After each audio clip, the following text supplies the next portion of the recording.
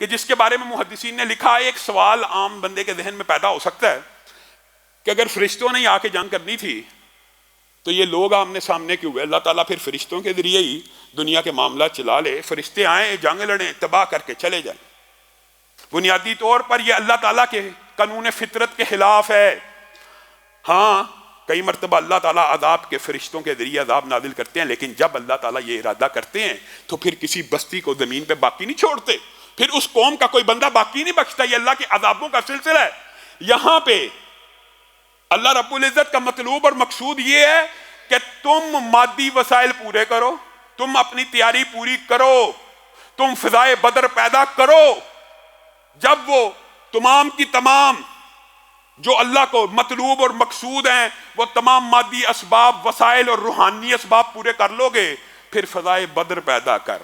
فرشتے تیری نصرت کو اتر سکتے ہیں گردوں سے، کتار اندر کتار اب بھی۔ کس نے انکار کیا؟ فرشتوں کی آمد اگر اس وقت ہوئی، آج بھی ہوگی، لیکن یہی حالات، واقعات، تیاری، جد و جہد پیدا کرنی ہوگی، کیونکہ یہ قانون فطرت ہے کہ اللہ تعالیٰ نے دنیا کے اندر اس کفار کو، ان مشرکوں کو عذاب دینا کن کے ہاتھوں؟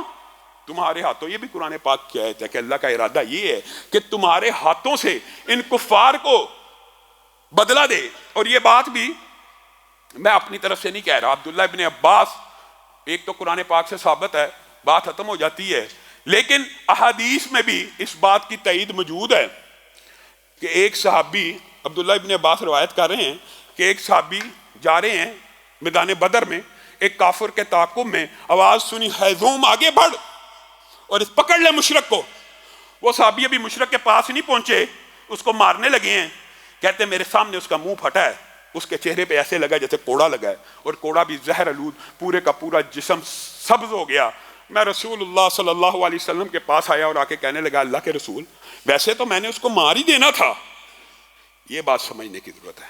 جب تیری تلوار اٹھ گئی، جب تو نے ارادہ پختہ کر لیا، جب اللہ کا مطلوب اور مقصود پورا ہو گیا، پھر مدد آسمان سے نازل بھی ہو گئی، پھر تجھے بھی تلوار چلانے کی ضرورت پیش نہ آئی۔ اللہ نے کوڑا بردار فرشتہ بھیجا، اور رسول اللہ صلی اللہ علیہ وسلم مسکرانے لگے، کہنے لگے صدقتا ذالک من مدد السماء الثالثہ۔ یہ تیسرے آسمان کا ایک فرشتہ تھا جس نے اس کے چہرے کے اوپر کوڑے کو لگایا اور وہ مر گیا۔ ابو داؤد رضی اللہ تعالیٰ عنہ خود بیان کرتے ہیں، میں مشرک کے قریب پہنچتا، میں ابھی اس کے اوپر تلوار چلانے لگتا، اس کا سر دھڑ سے کٹ کر جدا ہو کر زمین پہ گر جاتا۔ اور یہ صرف قتل کے اوپر نہیں ہے، خود نبی کریم صلی اللہ علیہ وسلم کے جو چچا عباس ہیں، ان کو جب اس جنگ میں گرفتار کر کے لایا گیا، ایک انصاری صحابی نے ان کو پکڑا ہوا ہے اور لے کے آ رہے ہیں، اور رسول اللہ صلی اللہ علیہ وسلم کو کہتے ہیں میں نے عباس کو گرفتار کر لیا، میں نے عباس کو گرفتار کر لیا۔ عباس جیسے جری کو گرفتار کرنا کوئی چھوٹی بات تو نہیں تھی۔ تو عباس کہنے لگے، اللہ کے رسول، گرفتار تو میں ہو گیا ہوں، پکڑا تو میں گیا ہوں، لیکن میں آپ کو ایک بات سچ بتانا چاہتا ہوں۔ ہاں جی بتائیے۔ مجھے اس نے نہیں پکڑا، مجھے ایک بندہ تھا جس کا حلیہ یہ تھا، انتہائی نورانی چہرہ تھا، سائیڈوں پہ بال نہیں تھے، خوبصورت گھوڑے کے اوپر سوار تھا، اس نے مجھے پکڑ کے اس کے ہاتھ میں تھما دیا۔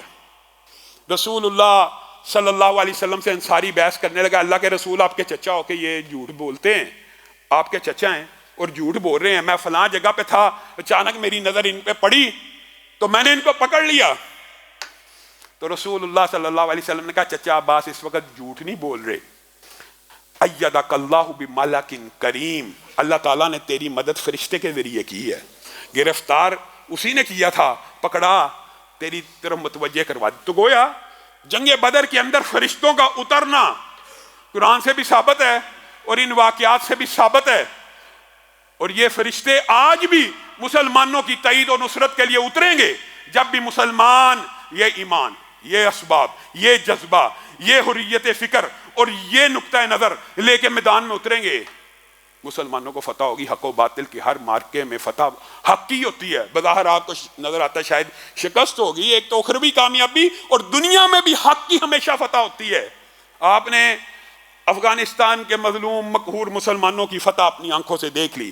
اللہ رب العزت جو کہا گیا، جو سنا گیا، اس کو سمجھنے کی توفیق